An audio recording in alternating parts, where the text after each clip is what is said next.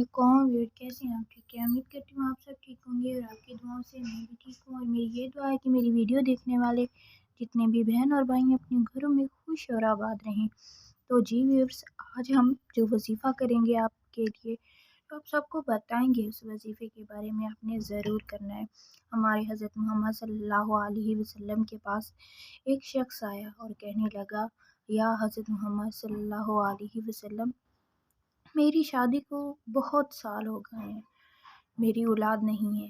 حضرت محمد صلی اللہ علیہ وسلم نے انہیں جو وظیفہ بتایا، انہوں نے وظیفہ یہ بتایا کہ آپ نے رب حبلی و مصالحین 121 مرتبہ عشاء کی نماز کے بعد دونوں میاں بیوی نے مصلی پہ بیٹھ کے ضرور کرنا ہے۔ انشاءاللہ اللہ آپ کو نیک اور صابر اولاد عطا فرمائے گا۔ اسی طرح ہی وہ میاں بیوی وظیفہ کرتے رہے اور ان کو اللہ میاں نے نیک اور صابر اولاد عطا فرمائی۔ اسی طرح ہی ایک شخص کی شادی کو 12 سال ہو گئے تھے، اولاد نہیں ہو رہی تھی۔ ایک سید کے پاس چل کے آئے اور کہنے لگے، ایک محفل میں بیٹھے ہوئے تھے سید، اور اپنی ہی اللہ کے ذکر میں بہت مصروف تھے، جو انہیں ایک شخص ملا اور کہا، حضرت اے سید، مجھے کوئی ایسا وظیفہ بتا جو میری اولاد ہو جائے۔ میری شادی کو 12 سال ہو گئے ہیں، لیکن اللہ نے مجھے اولاد جیسی نعمت سے نہیں نوازا۔ تو اسی طرح اسی سید نے کہا، میرے حضرت محمد صلی اللہ علیہ وسلم نے ایک شخص کو وظیفہ بتایا تھا، رب حبلی و مصالحین 121 مرتبہ میاں بیوی عشاء کی نماز کے بعد یہ وظیفہ کر لیں تو اللہ ان کو نیک اور صابر اولاد عطا فرمائے گا۔ اور اس شخص نے اس سید کی بات پہ عمل کیا اور میاں بیوی وظیفہ کرتے رہے۔ اگر میاں دور ہوتا تو میاں کام کے سلسلے میں اگر دور جاتا تو میاں ادھر وظیفہ کر لیتا اور بیوی گھر میں کر لیتی۔ اسی طرح ہی کوئی 10 سے 12 سال گزر گئے، پھر اس سید سے اس کا کوئی دور دور تک اس نے پتہ کیا، اس کا کوئی آتا پتہ نہیں تھا سید کا۔ ایک دن ایک سڑک پہ سید اسے دکھ گئے، جلدی سے بھاگتا ہوا مٹھائی لے کے آیا اور سید کے پاس آ کے اسے مٹھائی دی، اور اس کے ہاتھ میں سید نے اس کے سر پہ ہاتھ رکھ کے اسے دعا دی اور کہا کہ بندے، تو میرے لیے مٹھائی کیوں لے کے آیا ہے؟ میں تو تجھے جانتا تک نہیں ہوں۔ اس نے یہ کہا کہ اے سید، تو نے میرے لیے تو ایک اللہ کا فرشتہ تو میرے لیے بن کے ہے، تو نے جو میرے لیے کیا وہ میں زندگی بھر نہیں بھول سکتا۔ تم ایک محفل میں بیٹھے ہوئے اپنے اللہ کے ذکر میں اتنے مصروف تھے کہ میں وہاں پہ رو پڑا اور آپ سے یہ کہا کہ سید، میری اولاد نہیں ہے، اور آپ نے جو مجھے وظیفہ بتایا، حضرت محمد صلی اللہ علیہ وسلم کا بتایا ہوا، وہ میں نے اور میری بیوی نے کیا۔ اگر میں دور ہوتا کام سے تو میں ادھر وظیفہ کر لیتا اور میری بیوی گھر میں وظیفہ کر لیتی۔ اگر میں گھر میں ہوتا اور میری بیوی کہیں کام پہ دور ہوتی تو وہ ادھر وظیفہ کر لیتی اور میں گھر میں کر لیتا۔ اللہ نے مجھے نیک اور صابر اولاد عطا فرمائی ہے، مجھے اتنا خوبصورت بیٹا عطا فرمایا ہے۔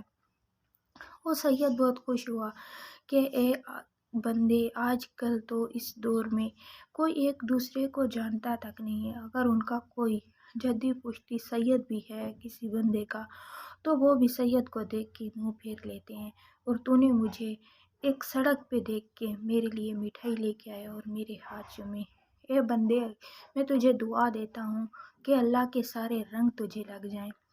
اسی طرح ہی اس وظیفے میں یہ بھی بتایا جاتا ہے کہ جو بندہ اپنے پیر و مرشد کی، اپنے سید کی جو دل سے عزت کرتا ہے، اگر سید جلالی میں حضرت محمد صلی اللہ علیہ وسلم کے ذکر میں بیٹھا ہوا اپنے اس بندے کے کمر پہ ہاتھ رکھ کے تھاپی مار دے اور اس کو دعا دے دے تو وہ بندہ ضرور ہی رنگ جاتا ہے۔ اسی طرح ہی ایک یہ وظیفہ بھی بتایا گیا ہے، وظیفے میں یہ ذکر بھی بتایا گیا ہے کہ یہ اگر کوئی بندہ غریب ہے، اس کے گھر میں کھانے کے لیے کچھ نہیں ہے، اگر تو وہ امیر ہے اور اس کے اتنی گھر میں برکت بالکل اٹھ گئی ہے اور اس کے گھر میں کھانے پینے کے لیے کچھ نہیں بچا، تو وہ اپنے سید کی دل سے عزت کر لے، تو اس کو سید اگر دعا دے دے تو یہ بھی بہت ہی نعمت ہے اللہ کی۔ اسی طرح ہی ہم سب کو اپنے پیر و مرشد کی، اگر ہمارے دروازے پہ فقیر آ جاتا ہے مانگنے کے لیے تو ہم اس کو درکا کے بھگا دیتے ہیں۔ اگر ہم ان کو بھی اپنے گھر میں کچھ نہ کچھ پڑا ہوا، اگر ہمارے گھر میں کھانا پڑا ہوا ہے، پیسے پڑے ہوئے ہیں، آٹا پڑا ہوا ہے، تو ہم ان کو دے دیں تو یہ بھی بہت اللہ کی نعمت ہوگی۔ وہ فقیر ہمارے دروازے سے جو کچھ لے کے جائے گا اور وہ دعا دے کے جائے گا، ایسے نہیں جائے گا۔ ہمارے بچوں کے لیے، ہمارے ماں باپ کے لیے، ہمارے گھر کے لیے جو وہ دعا کرے گا وہ اللہ ضرور پوری کرے گا۔ اور اسی طرح ہی سید کی دعا جو ہوتی ہے، سید کوئی بھی سید ہو، آج کل لوگ یہ کہتے ہیں کہ سید جو ہوتے ہیں وہ بالکل فراڈ ہے، یہ ہے وہ ہے۔ اللہ کی کلام ہی تو پڑھتے ہیں نا، چاہے وہ ان کو کچھ نہ آتا ہو، لیکن وہ اللہ کی کلام ایک سید کے وہ جو کہتے ہیں سید کے کنبے سے آتے ہیں، چاہے وہ چھوٹا بچہ بھی ہو، آپ کے سید ہیں۔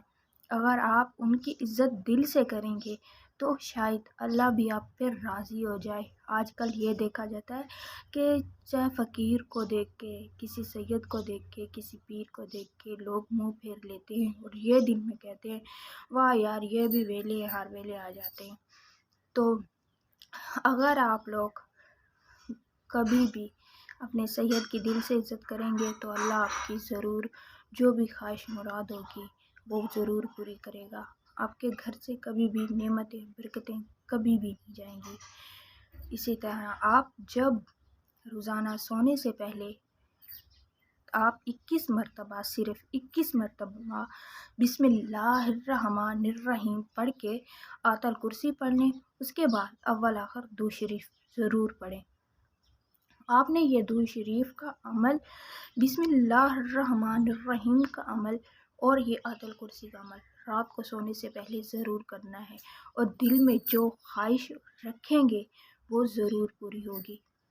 اسی طرح ہی آج میں آپ کو یہ بتاؤں کہ میں نے ایک سید کی دربار پہ جانے کے لیے اپنے اولاد کے لیے ہی دل میں خواہش رکھ کے رات کو آیت الکرسی پڑھ کے بسم اللہ الرحمن الرحیم وظیفہ کر کے اول آخر درود شریف پڑھا اور میں سو گئی، اور رات کو میں اس مزار کی پوری رات زیارت کرتی رہی ہوں اور اس پیر کی بھی پوری رات زیارت کرتی رہی ہوں۔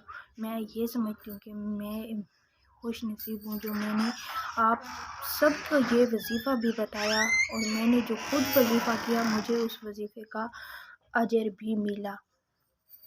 تو آپ سب میری اس بات پہ ضرور عمل کیجیے گا۔ ملتے ہیں نیکسٹ ویڈیو میں۔ اللہ حافظ۔